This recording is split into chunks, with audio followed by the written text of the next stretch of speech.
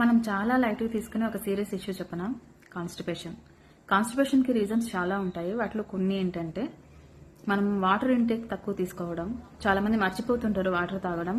So water తీసుకోవాలి, ఒకేసారి లీటర్లు కాదు, ఎక్కువ సార్లు తీసుకుంటే మంచిది. వాటర్ ఇంటేక్ తక్కువ తీసుకోవడం, ఫైబర్ ఎక్కువ తీసుకున్నా తక్కువ తీసుకున్నా కాన్స్టిపేషన్ వస్తుంది. చాలా మంది ఫైబర్ తక్కువ తీసుకుంటే కాన్స్టిపేషన్ వస్తుంది అనుకుంటారు, కానీ కాదు, ఫైబర్ ఎక్కువ తీసుకుంటే కూడా కాన్స్టిపేషన్ వస్తుంది. సో అది క్రానిక్ గా మనం దేనికైనా మెడికేషన్స్ యూజ్ చేస్తున్నప్పుడు, లైక్ ఐరన్ లాంటి సప్లిమెంట్స్ కానీ ఇంకా దేనికైనా మెడికేషన్స్ వేరే డిసీజెస్ కి యూజ్ చేస్తున్నప్పుడు దాని వల్ల కాన్స్టిపేషన్ వచ్చే ఛాన్స్ ఉంటుంది. Depression, anxiety and IBS, gut issues, కొన్ని క్రాన్స్, పార్కిన్సన్స్, ఇలాంటి వాటిల్లో కాన్స్టిపేషన్ వచ్చే ఛాన్స్ ఉంటుంది. So main sedentary lifestyle, workouts సరిగ్గా చేయకపోతే కూడా కాన్స్టిపేషన్ వస్తుంది. సో వర్కౌట్స్ అనేది చాలా ఇంపార్టెంట్.